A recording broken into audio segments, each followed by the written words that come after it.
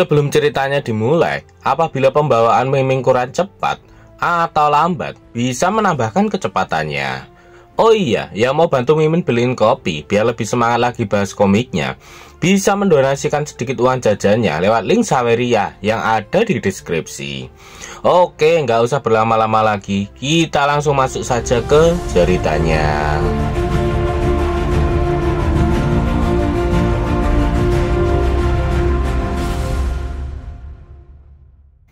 Sedikit mengulang dari part kemarin, Wuming mendekat dan bertanya apa yang harus mereka lakukan.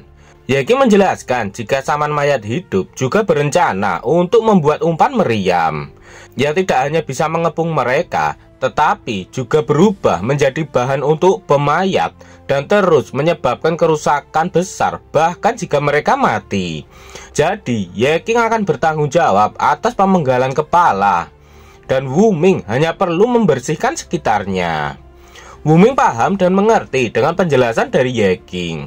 Dia akan melakukannya. Tiba-tiba Wuming berlari ke depan, sedangkan Yeking berteriak kepada Wuming karena dia belum selesai berbicara. Kalian semua, dengarkan baik-baik. Jangan biarkan satupun hidup. Oke, tenang saja. Serahkan garis belakang padaku. Aku akan membakar mereka semua menjadi abu. Aku akan mencoba yang terbaik.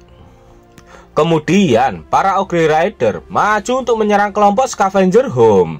Yang pertama kali maju adalah Wuming. Dia maju dengan bersiap mengayunkan pedang besarnya ke arah para Ogre.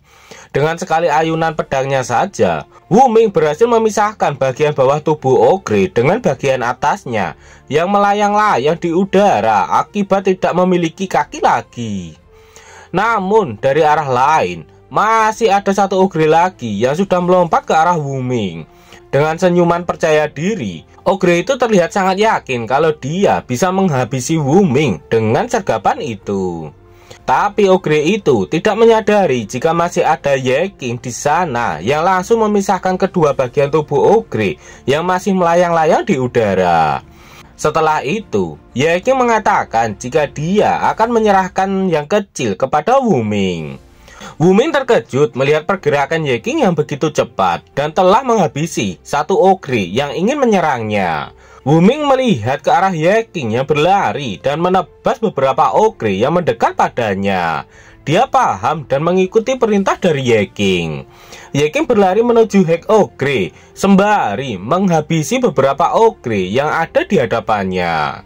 Kali ini Yeking telah sampai di hadapan Hek Ogre dan mereka sudah saling bertatap-tatapan. Wah,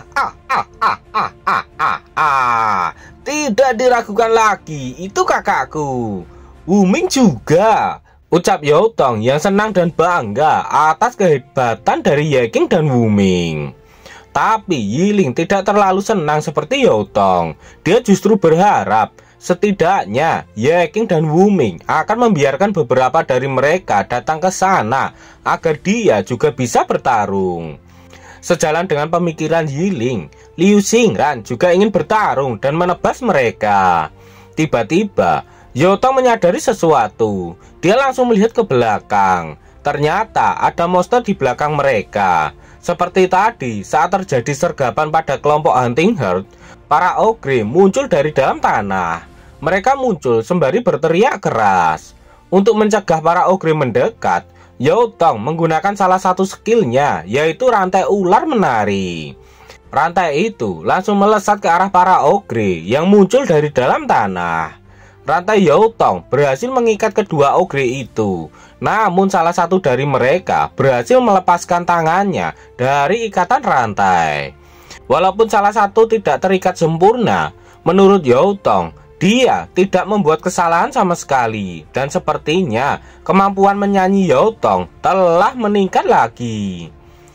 Di belakang, sembari menyiapkan skill apinya, Yiling memuji Yaotong bahwa dia lumayan juga. Setidaknya Yaotong tidak menjadi beban. Yaotong kesal dan bertanya siapa yang menjadi beban di sini. Menghindar, dasar bodoh.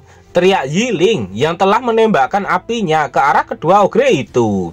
Youtong sedikit terlambat menghindar karena serangan Yiling yang datang tiba-tiba sehingga dia sedikit terbakar. Youtong marah-marah, dia menunjuk ke arah Yiling dan mengatakan kalau dia begitu dekat dengan para ogre. Youtong menanyakan apakah Yiling tidak melihatnya di sana. Yiling mengatakan kalau bos mereka tadi sudah mengatakan jika mereka harus menghabisi para ogre hingga tak tersisa, atau kalau tidak tubuh mereka akan meledak. Dalam hati Yiling, kau pantas mendapatkannya karena tidak membiarkanku menyentuh perisai itu.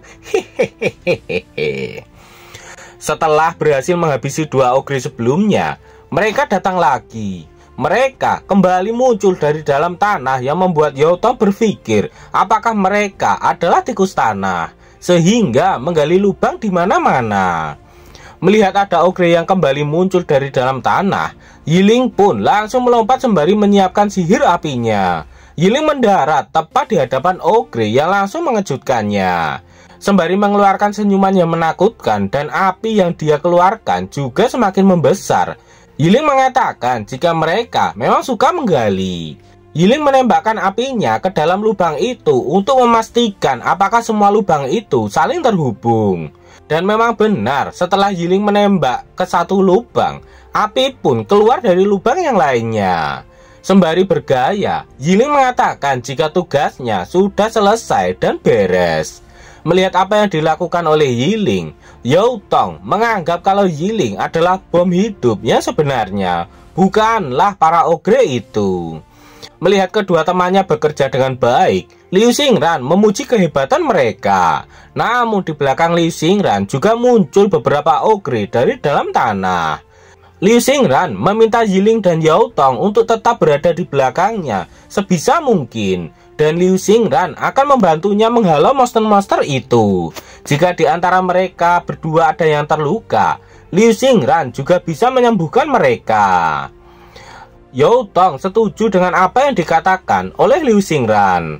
Melihat para ogre sudah ada di belakang Liu Xingran, Yiling langsung memperingatkan Liu Xingran dengan menyatukan jari telunjuk dan ibu jarinya sehingga keluar cahaya kebiruan dengan membawa hawa dingin di sekitarnya.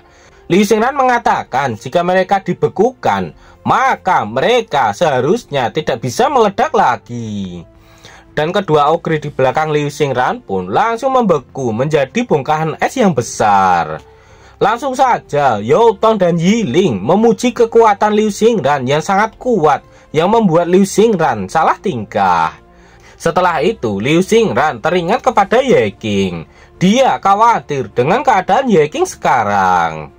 Di sisi Ye King, Hek Ogre maju ke arah Ye King dan bersiap mengayunkan kapak besarnya. Hek Ogre pun masuk dalam keadaan mengamuk dan kekuatan serangannya bertambah 100%. Tapi dengan lincahnya, Ye King berhasil melompat ke samping dan berhasil menghindar. Sembari mendarat di atas tanah, Ye King mengatakan walaupun Hek Ogre menyerang dengan satu pukulan, itu tidak akan berubah meskipun kekuatan serangannya meningkat 100 kali lipat. Selama dia tidak bisa menyentuh Ye King, maka kerusakannya hanyalah 0 saja. Setelah itu, ogre zaman langsung menggunakan skill pengendali mayatnya yang membuat beberapa ogre keluar dari dalam tanah. Namun, hanya dengan sekali tebasan saja, Ye King berhasil melenyapkan para ogre itu. Ogre zaman terkejut dengan apa yang dilakukan oleh Ye King. Semua sampah yang kau lemparkan sekarang akan kukembalikan kepadamu. Daur ulang kembali, teriak Ye King sembari mengarahkan tangannya ke arah kedua ogre itu. Setelah itu, ogre-ogre yang telah diserap oleh Ye King kembali dikeluarkan dan meluncur dengan cepat ke arah mereka.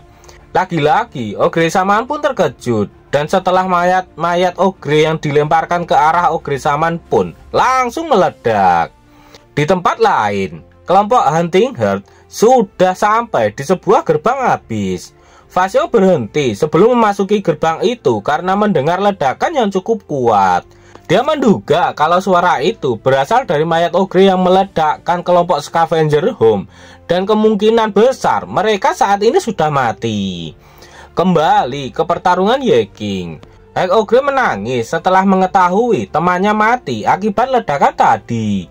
Dia mengangkat mayat temannya itu dan langsung memakannya. Yeking terkejut melihat monster itu memakan temannya sendiri untuk memperkuat diri. Menurutnya, itu adalah cara bertahan hidup yang sangat biadab. Setelah itu, terjadi sesuatu pada tubuh Hag Ogre. Aura yang sangat kuat keluar dari tubuhnya. Kekuatan monster itu semakin meluap-luap hingga menimbulkan tekanan angin yang sangat besar di tempat itu. Yeking mulai paham. Menurutnya, daripada mengatakan bahwa Ogre Shaman adalah pengendalinya, lebih baik mengatakan bahwa ia membatasi kekuatan Hag Ogre. Dan ini adalah Ogma yang sebenarnya. Pesan sistem muncul. Skeleton Form Ogma. Di sisi barisan belakang, Yiling sudah selesai membakar semua ogre yang ada di bagian belakang. Mereka benar-benar terbakar hingga menjadi abu. Dengan sentuhan penyembuh, Liu Xingran mencoba menyembuhkan luka pada tangan Yiling. Skill penyembuh ini dapat memulihkan kesehatan secara perlahan. Luka bakar ringan yang didapatkan oleh Yiling dari efek skillnya akan segera pulih. Yiling senang dan berterima kasih kepada Liu Xingran. Tapi beda halnya dengan Yaotong. Dia terlihat kesulitan menghadapi seekor ogre yang menyerangnya. Yaotong mempertanyakan kemana paman yang memegang pedang besar itu pergi. Yaotong bahkan sampai kehilangan jejaknya sebelumnya. Yaotong tidak berharap kalau dia akan mati. Wuming tahu kalau Yaotong saat ini sedang membicarakannya. Dia kesal karena Yaotong mencoba mengutuknya dengan mengatakan kalau Wuming mati. Padahal di belakang Wuming saat ini sudah ada tumpukan ogre yang cukup banyak yang telah dihabisi. Yiling menambahkan dengan mengatakan kalau paman aneh yang Yaotong sebutkan sebelumnya ternyata masih hidup dan sehat. Jadi Yaotong tidak perlu khawatir. Yaotong pun kesal. Dia bertanya apakah Wuming memiliki semangat tim. Padahal mereka saat ini sedang dalam pertarungan yang sangat sulit di belakang. Dan Wuming bahkan tidak mendukung mereka. Wuming pun menjelaskan kenapa dia tidak membantu. Dia mengatakan jika dia membantu dengan tidak berdiri bersamanya dalam pertempuran, kutukan yang dia miliki akan mengubah setiap goresan yang Yaotong terima menjadi pukulan fatal. Itu dikarenakan nilai keberuntungan akan menurun. Bahkan penyembuhan dari Liu Xingran tidak dapat membuat mereka berdua tetap hidup. Mendengar Wuming mengatakan tentang dirinya, Liu Xingran kena mental. Liu Xingran tahu kalau dia memang tidak cocok menjadi penyembuh. Dan itu benar-benar tidak cocok untuknya. Wuming mengatakan jika dia bergabung dengan kelompok pemburu hanya untuk menambah jumlah kelompok mereka. Tapi Wuming mengingatkan agar mereka tidak lupa bahwa dia adalah seorang tentara bayaran profesional. Saat Wuming sedang berbicara dengan Yaotong, di belakangnya sudah bergerak beberapa ogre yang berlari menuju ke arah Wuming. Tapi dengan mudahnya Wuming bisa menghabisi mereka dengan sangat mudah menggunakan pedang besarnya. Wuming juga mengatakan jika setiap monster yang dia habisi akan dikenakan biaya secara terpisah. Panel berpindah di sisi Yeking. Dia masih disibukkan oleh pertarungannya melawan skeleton Ogma. Setelah melakukan serangan, Yeking melompat mengambil jarak dari skeleton Ogma. Tapi saat dia mendarat di pasir, pasir itu langsung mengikat kakinya. Yeking tak tahu apa yang terjadi, kenapa pasir itu mengikat kakinya dan itu membatasi gerakannya. Monster itu mulai mendekat ketika mengetahui bahwa Yeking sudah tidak bisa bergerak lagi. Dia langsung mengayunkan kapaknya ke arah Yeking. Yeking kesal karena dia tidak bisa bergerak. Dia harus menggunakan gravity untuk menarik tubuhnya agar bisa bergerak. Untung saja Yeking tepat waktu saat menggunakan gravity, sehingga dia berhasil menghindari kapak dari skeleton Ogma yang sebelumnya sudah tepat di hadapannya. Sebenarnya bagi Yeking, serangan seperti itu dapat dengan mudah dihindari selama dia tidak berada di tanah. Yeking pun langsung melompat dan berdiri di atas sebuah bukit batu kecil di tengah gurun pasir. Yeking merasa kalau dia tidak bisa membiarkan ini terus berlanjut, jadi dia harus lebih agresif lagi. Kemudian Yeking mengaktifkan Frenzy Mode. Setelah mengaktifkan skillnya, dia melompat ke arah skeleton Ogma. Kali ini lompatannya jauh lebih cepat dari sebelumnya. Namun begitu masuk dalam jangkauan serangan skeleton Ogma, dia lebih dulu menyerang Yeking. Untung saja dengan peningkatan yang dia lakukan, dia berhasil menghindarinya.